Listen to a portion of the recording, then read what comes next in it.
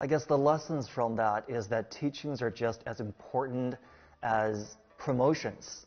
When you want more people to know what Taoism is all about, you now run a research center, the Global Exegetics Research Center at Nankai University. What is it that you do, and how are you promoting your findings to a larger audience? Why do I use this name, Global Exegetics?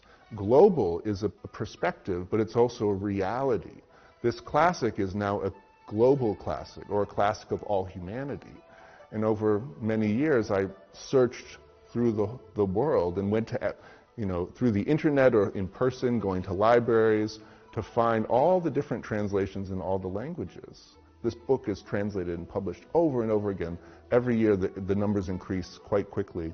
But over 2,052 translations in 97 different languages, which is an incredible quantity of translations for one book. Right? It's probably the second most translated book in history.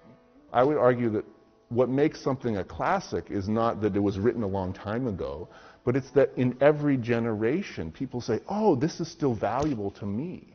Like for me, personally, I was just, a 14-year-old kid in America, and I read this 2,500-year-old book that came from China, and I said, oh, this is relevant to me now in 20th century America.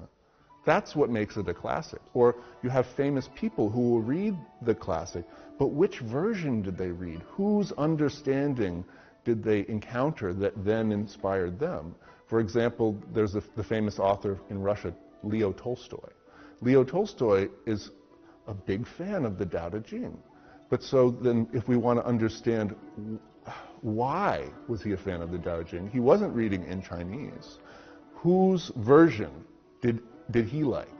Whose Tao Te Ching inspired him, right? So there are lots of these historical encounters to be studied, right? I mean, it's actually quite a huge topic.